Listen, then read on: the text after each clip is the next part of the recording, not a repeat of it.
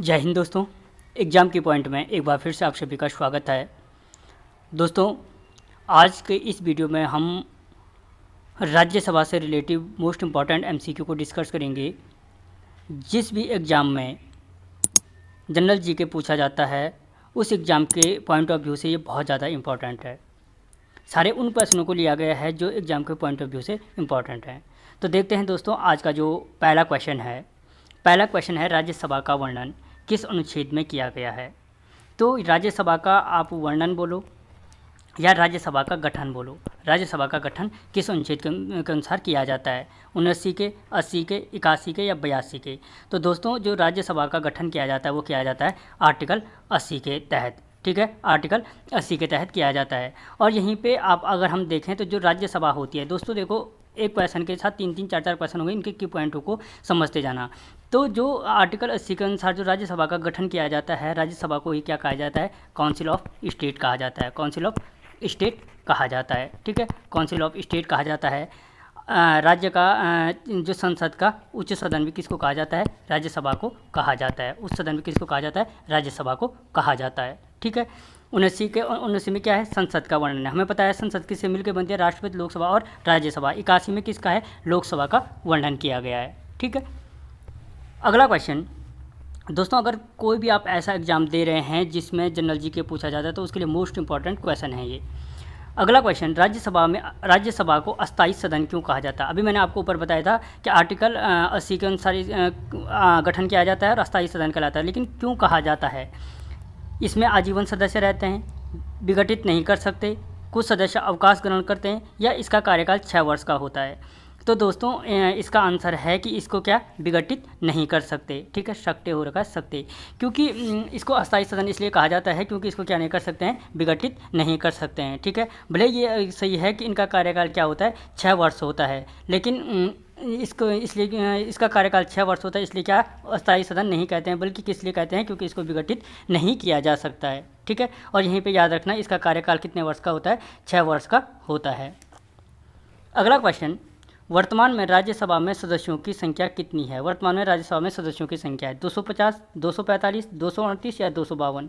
तो दोस्तों याद रखना, जो वर्तमान में राज्यसभा में सदस्यों की संख्या है वो कितनी है, 245 है। अब हम राज्यसभा की बात करें, जो आर्टिकल 80 के अनुसार जिसका गठन किया जाता है उसमें अधिकतम सदस्य संख्या कितनी हो सकती है, 250 हो सकती है। ठीक है, कितनी हो सकती है, 250 हो सकती है। इन 250 में से जो 238 सदस्य हैं वो कहाँ से चुने जाते हैं, राज्यों से या केंद्र शासित प्रदेशों से चुने जाते हैं। और जो 12 सदस्य होते हैं उनको क्या करता है, राष्ट्रपति मनोनीत करता है। किस आर्टिकल के तहत, आर्टिकल 80 के तहत। देखो यहाँ पे बहुत सारे क्वेश्चन हैं। वर्तमान में कितने सदस्य हैं, 245। कितने सदस्य हो सकते हैं, 250। राज्यों से कितने चुने जाते हैं, 238।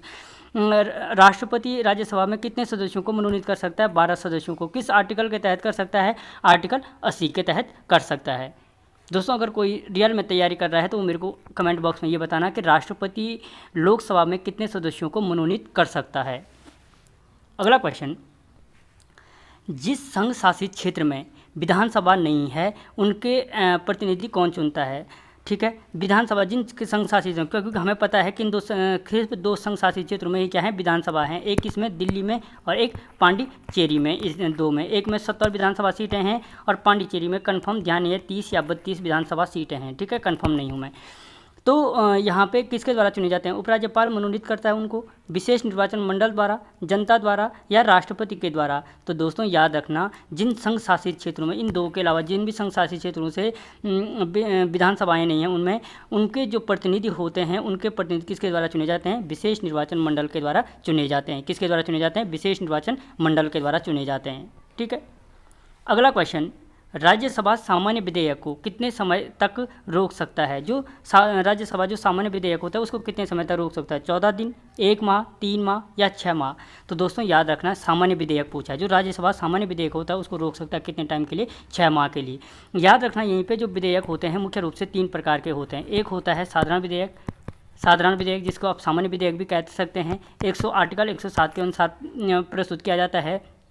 दूसरा होता है धन विधेयक और तीसरा होता है वित्त विधेयक। ठीक है, 3 प्रकार के मोस्ट इंपॉर्टेंट विधेयक होते हैं। अगला क्वेश्चन, सर्वप्रथम किस फिल्म अभिनेता को राज्यसभा के लिए मनोनीत किया गया था? ठीक है, अभी मैंने आपको बताया था 12 सदस्यों को मनोनीत करता है आर्टिकल 80 के अनुसार राष्ट्रपति। तो सर्वप्रथम किस फिल्म अभिनेता को राज्यसभा के लिए मनोनीत किया गया था? पृथ्वीराज कपूर को, ऋषि कपूर को, दिलीप कपूर को या गुरदत्त को?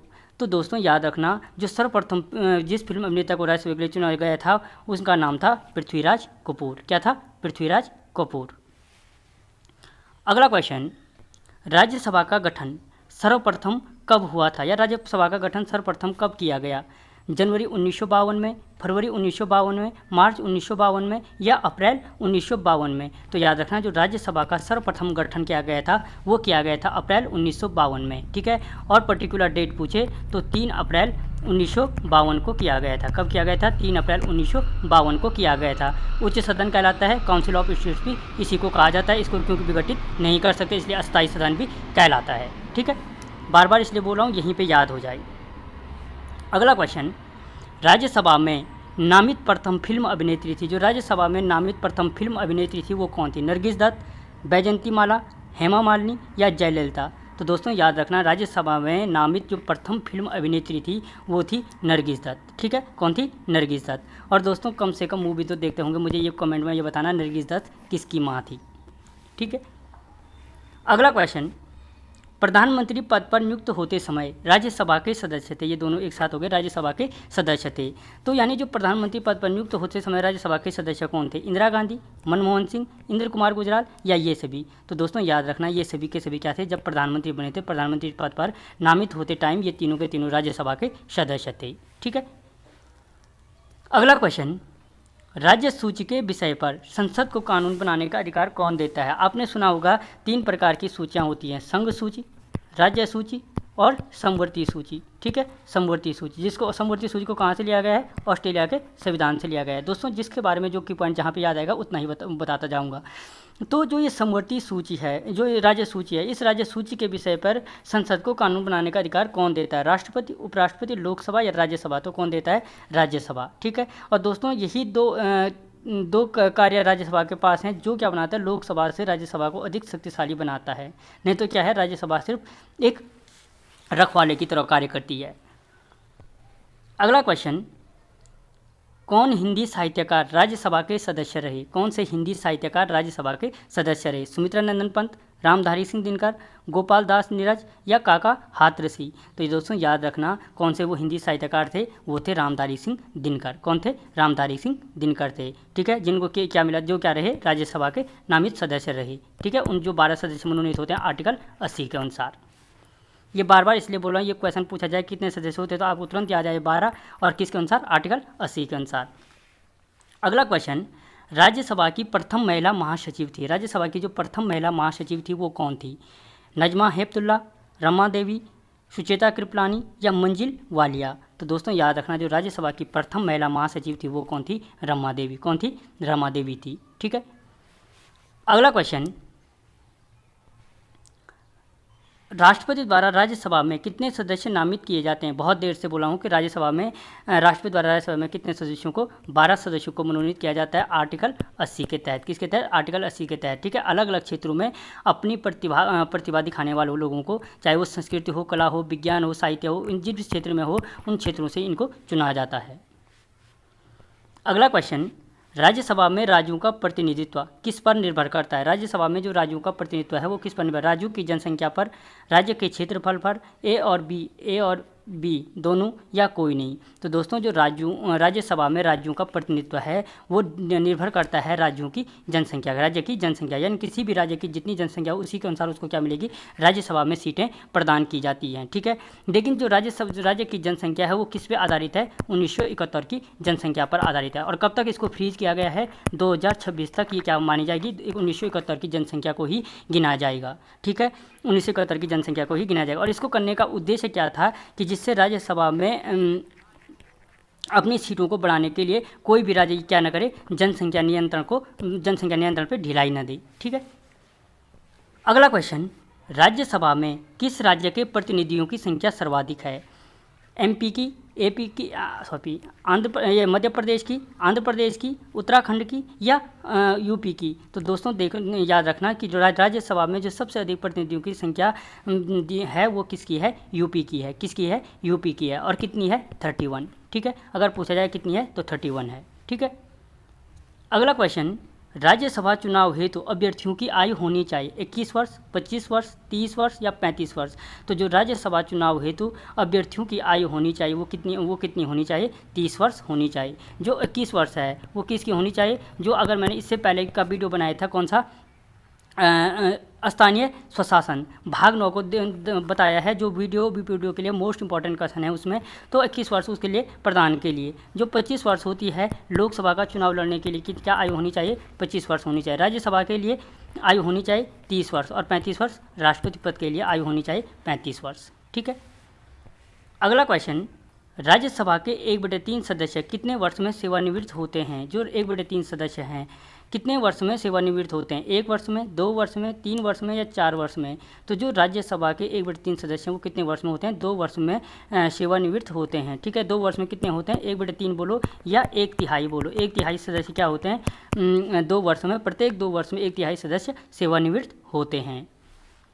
अगला क्वेश्चन, राज्यसभा के उपसभापति का निर्वाचन कौन करता है, राष्ट्रपति, उपसभापति का पूछा है। ठीक है, उपसभापति का निर्वाचन कौन करता है, राष्ट्रपति करता है, उपराष्ट्रपति करता है, लोकसभा सदस्य करते हैं या राज्यसभा सदस्य करते हैं। तो जो उपसभापति का निर्वाचन है वो कौन करता है, राज्यसभा सदस्य करता है। ठीक है, राज्यसभा सदस्य क्या करता है, राज्यसभा के जो निर्वाचित सदस्य होते हैं उपसभापति का निर्वाचन करते हैं। ठीक है, उपसभापति का निर्वाचन करते हैं। और जो सभापति का निर्वाचन है, सभापति का निर्वाचन कौन करते हैं, क्योंकि जो उपराष्ट्रपति होता है वो क्या होता है, राज्यसभा का उपसभापति होता है। इसका निर्वाचन कौन करते हैं, लोकसभा और राज्यसभा के सदस्य करते हैं। इससे पहले उपराष्ट्रपति वाला वीडियो बना है, अगर कोई देखना चाहे तो देख सकता है प्लेलिस्ट में जाकर। ठीक है, अगला क्वेश्चन, राज्य में गणपूर्ति के लिए सदस्यों की संख्या आवश्यक है। जो राज्य में गणपूर्ति के लिए राज्यसभा में गणपूर्ति के लिए सदस्यों की संख्या आवश्यक है, कितनी सदस्य संख्या होनी आवश्यक है, 50, 25, 30 या 35। तो दोस्तों याद रखना, राज्यसभा में गणपूर्ति के लिए सदस्यों की संख्या होनी चाहिए 25, क्योंकि जो मैंने इससे पहले बताया था कि अधिकतम सदस्य संख्या हो सकती है कितनी, 250। ठीक है, 250 में से 238 राज्य और केंद्र शासित प्रदेशों से और 12 राष्ट्रपति के द्वारा मनोनीत किए जाते हैं। तो इनमें से जो 250 में से, क्योंकि जो राज्य की गणपूर्ति के लिए चाहिए 1/10, ठीक है, 1/10% चाहिए या 10%, 1/10 भाग या 10% उपस्थिति चाहिए। और ये आर्टिकल किसके तहत कहा गया है, 100 के तहत कहा गया है। ठीक है, 100 के तहत कहा गया है कि 1/10% या 1/10 या 10% उपस्थित चाहिए। तो इसका 10% कितना हो रहा है, 25 सदस्य चाहिए। अगला क्वेश्चन, निम्नलिखित में किसकी अध्यक्षता उसका सदस्य नहीं करता है। ठीक है, लोकसभा, राज्यसभा, विधानसभा या विधान परिषद। तो जो राज्यसभा है, राज्यसभा की अध्यक्षता क्या नहीं करता, उसका सदस्य नहीं करता, क्योंकि जो राज्यसभा की अध्यक्षता है वो कौन करता है, वो करता है उपराष्ट्रपति। इससे पहले मैंने बताया उपराष्ट्रपति क्या करता है, राज्यसभा का अध्यक्ष होता है। और इसका चुनाव कौन करता है, लोकसभा और राज्यसभा के निर्वाचित सदस्य करते हैं। ठीक है, अगला क्वेश्चन, राज्यसभा में द्विवार्षिक चुनावों की अधिसूचना कौन जारी करता है। द्विवार्षिक चुनाव, अभी मैंने आपको बताया था कि हर 2 वर्ष में क्या होता है, 1/3 सदस्य इसके क्या होते हैं, सेवानिवृत्त होते हैं, यानी रिटायर होते हैं। तो जो इसकी अधिसूचना है 2 वर्ष में चुनाव की, उसकी सूचना कौन जारी करता है, राष्ट्रपति, उपराष्ट्रपति, चुनाव आयोग या प्रधानमंत्री। तो दोस्तों याद रखना, जो राष्ट्रपति के द्विवार्षिक चुनावों की अधिसूचना है वो कौन जारी करता है, चुनाव आयोग जारी करता है। कौन करता है, चुनाव आयोग। और जो भारतीय चुनाव आयोग की स्थापना थी वो कब हुई थी, 25 जनवरी 1950 को हुई थी। ठीक है, मोस्ट इंपॉर्टेंट है, 25 जनवरी 1950 को हुई थी। और इसीलिए जो ये 25 जनवरी है, इस 25 जनवरी को वोटिंग डे के रूप में मनाया जाता है, वोटिंग दिवस के रूप में मनाया जाता है। और कब से मनाया जाता है, 2011 से मनाया जाता है। कब से मनाया जाता है, 2011 से मनाया जाता है। ठीक है, अगला क्वेश्चन, स्वतंत्र भारत के प्रथम राज्यसभा के अध्यक्ष थे। जो स्वतंत्र भारत के प्रथम राज्यसभा के अध्यक्ष कौन थे, बलीराम भगत, जाकिर हुसैन, राधा कृष्ण या BD जत्ती। तो दोस्तों याद रखना, जो स्वतंत्र भारत के प्रथम राज्यसभा अध्यक्ष थे वो कौन थे, राधा कृष्णन थे। कौन थे, राधा कृष्णन। अभी मैंने आपको बताया था कि जो राज्यसभा के अध्यक्ष होते हैं वो कौन होते हैं, उपराष्ट्रपति। और स्वतंत्र भारत के प्रथम जो भारत के प्रथम उपराष्ट्रपति थे वो कौन थे, राधा कृष्णन थे। कौन थे, और प्रथम उपराष्ट्रपति थे और द्वितीय राष्ट्रपति कौन थे, द्वितीय राष्ट्रपति भी राधा कृष्णन थे। ठीक है, अगला क्वेश्चन, कौन सा अनुच्छेद राज्यसभा को लोकसभा से अधिक अधिकार प्रदान करता है? मैंने अभी ऊपर बताया था कि कौन सा अनुच्छेद राज्यसभा को लोकसभा से अधिक अधिकार प्रदान करता है, 310, 311, 312 या 313। तो वो कौन सा करता है? 312 प्रदान करता है। कौन करता है? 312 प्रदान करता है। अब ऊपर था कि एक क्वेश्चन आया था कि जो राज्य सूची के विषय पर लोकसभा को कानून बनाने का अधिकार कौन देता था? तो वो था राज्यसभा। अब 312 में क्या कहा गया है कि कोई भी परीक्षा है या कोई भी भारतीय सेवा है, उसको सिविल सेवा की परीक्षा जो घोषित करने का अधिकार है वो किसको है? राज्यसभा को है। इसीलिए इन दो जो कार्य हैं, एक सिविल सेवा परीक्षा को, जो किसी भी परीक्षा को सिविल सेवा परीक्षा में शामिल करना, और एक क्या, राज्य सूची के विषय पर कानून बनाने का अधिकार लोकसभा को देना, ये दो अधिकार क्या बनाते हैं? राज्यसभा को लोकसभा से श्रेष्ठ बनाते हैं। और कई बार ये क्वेश्चन पूछा गया है, राज्यसभा लोकसभा से किस कार्य में श्रेष्ठ है? तो इन दो कार्यों को याद रखना, ठीक है। अगला क्वेश्चन, राज्यसभा को धन विधेयक लोकसभा में कितने समय में लौटाना पड़ता है? जो राज्यसभा होती है, राज्यसभा को धन विधेयक लोकसभा में कितने समय में लौटाना पड़ता है? 14 दिन में, 1 माह में, 3 माह में या 6 माह में? तो कितने दिन में लौटाना पड़ता है? 14 दिन में। अभी मैंने आपको बताया था 6 माह किसको रोक सकता है? साधारण विधेयक को। जो धन विधेयक को कितने समय में लौटाना पड़ता है? 14 दिन में। और धन विधेयक का वर्णन किस में है? आर्टिकल 110 में वर्णित है, ठीक है, आर्टिकल 110 में वर्णित है। बाकी 14 दिन बाद क्या हो जाएगा? ये स्वतः ही पास माना जाता है। अगला क्वेश्चन, राज्यसभा को भंग करने का अधिकार किसको है?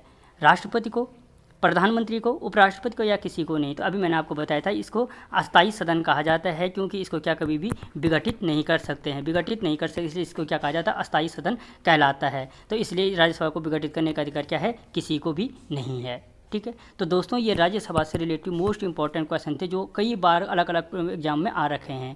आपको क्वेश्चन कैसे लगे मुझे कमेंट बॉक्स में ज़रूर बताना, और अगर आगे के वीडियो भी चाहिए तो वो भी ज़रूर लिखना। मिलता हूँ अगले वीडियो में, तब तक जय हिंद।